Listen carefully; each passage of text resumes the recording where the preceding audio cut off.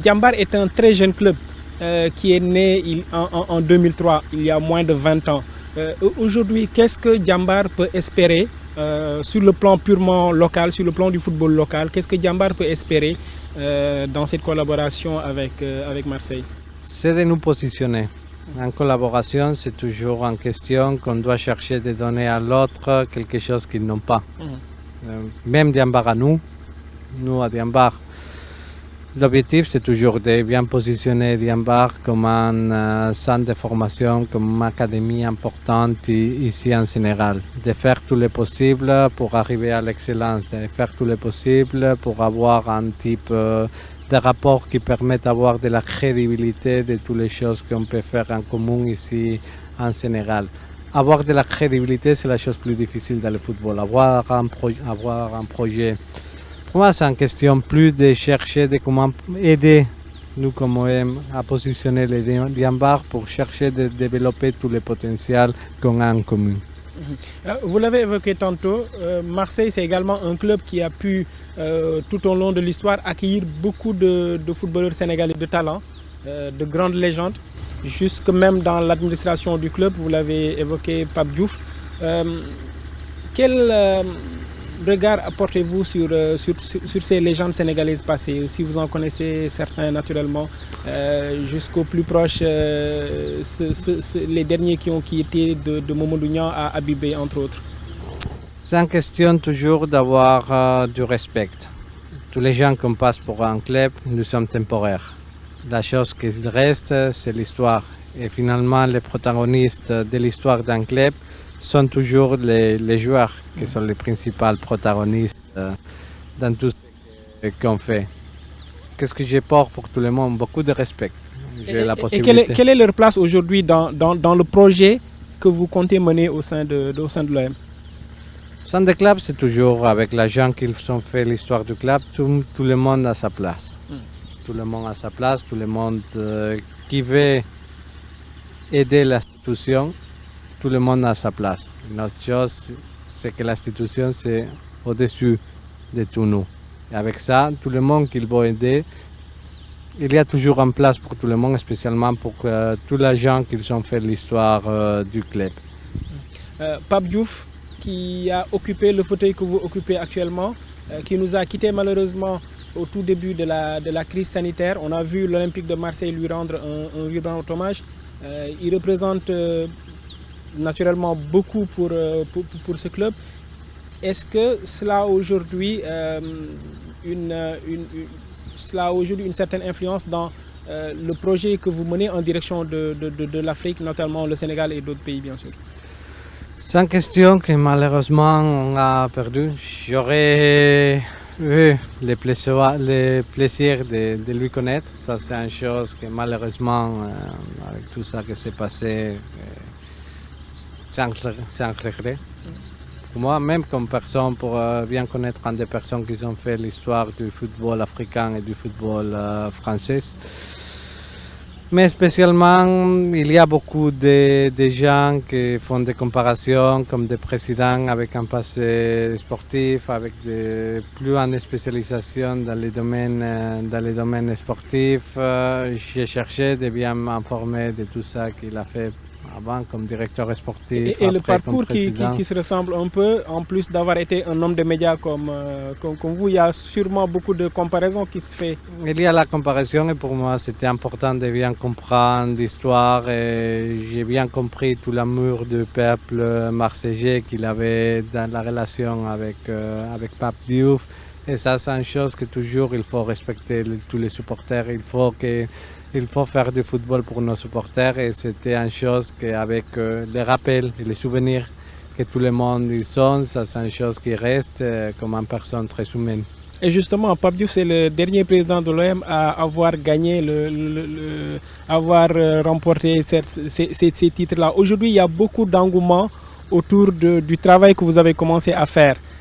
L'ambition des supporters est devenue encore plus grande. On l'a vu avec le mercato que vous avez fait, avec 8 joueurs de premier plan recrutés. On espère qu'il y en a encore d'autres qui vont venir. Est-ce que vous sentez un peu cette pression-là qui vient du public sur le plan de l'ambition du club qui semble d'un coup aller de l'avant? L'ambition de l'OM doit toujours être au maximum. Gérer un club comme l'OM sans ambition, je considère que ça c'est impossible. La pression de l'ambiance, c'est une question qui est liée à l'exigence de nos supporters. Et ça c'est de la pression, mais je considère ça une pression positive. Une pression qu'on doit transformer en force, on doit transformer en ambition, on doit transformer dans la passion près du football. Non? Je comprends toute l'ambition. Après, c'est difficile. Mettre ensemble 9 joueurs ensemble, c'est toujours compliqué pour l'ensemble de l'équipe, surtout quand ils changent beaucoup d'éléments dans des positions clés de l'effectif. C'est plus à chercher de canaliser toutes ces ambitions, toutes ces envies encore de se retrouver au stade, d'avoir une équipe qui porte des ambitions. Ce qu'on a cherché depuis les premiers jours, c'est l'ambition. Et chercher de canaliser toutes ces pressions comme une chose positive qu'on doit rendre de toutes ces pressions et de toutes ces attentes un de notre force. Justement, après être allé chercher des joueurs au Brésil, des joueurs en Turquie, dans le championnat italien, dans le championnat anglais, vous avez fait tout ça. Aujourd'hui, vous mettez quoi sur la table pour cette équipe-là? Quelle est concrètement l'ambition du club pour cette saison-là? L'ambition toujours de l'OM, ça doit être de définir la saison le plus à notre possible. Avec l'histoire qu'on a, avec les ambitions qu'on a, notre objectif c'est toujours de chercher le podium du championnat français. Ça c'est une question de respect pour nos supporters et pour les exigences naturelles de nos supporters et l'histoire du club. On doit avoir toujours l'objectif de rentrer en Champions League, surtout parce que ça c'est lequel qui te permet de faire construire un projet, de donner de la continuité, de chercher de faire agrandir chaque jour les clubs.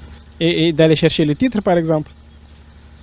Le titre, c'est la question plus importante dans la vie sportive et dans la vie de toutes les personnes que nous sommes en contact avec un groupe sportif.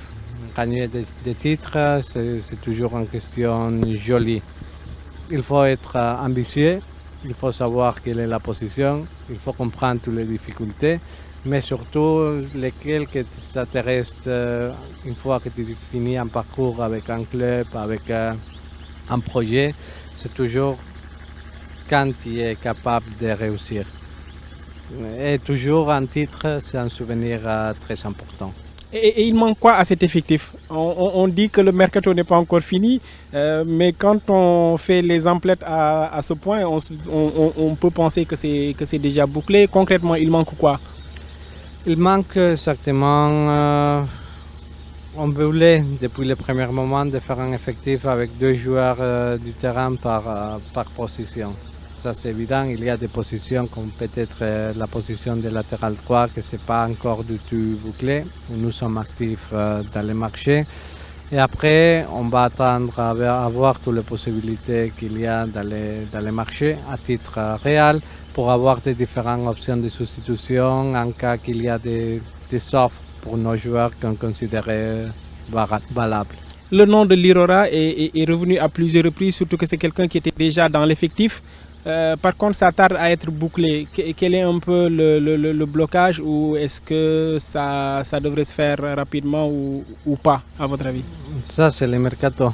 Pour faire des opérations dans le mercato, il faut que tous les parties soient contents. Par le moment, il y a des parties qu'on n'a pas de désaccord. On a des conversations toujours dans le respect entre les différentes institutions. Mais encore, nous ne sommes pas dans une position de pouvoir nous rapprocher pour faire un dossier. Ça, c'est une question logique, comme dans toutes les négociations, mais on doit toujours porter du respect pour la Fiorentina, qui ont investi beaucoup de l'argent dans le passé pour un joueur comme Paul, que tous nous, on connaît les conditions qu'il a et les capacités qu'il a, parce que il a fait un très bon fin de la saison avec. Est-ce que les désaccords sont à ce point importants? Toujours en négociation, c'est une négociation. Tout le monde il a des attentes, tout le monde pense que tu penses de pouvoir encaisser, de ça que tu penses pouvoir payer dans une valeur juste de marché. Mais il faut être patient. Le marché, c'est encore lourd.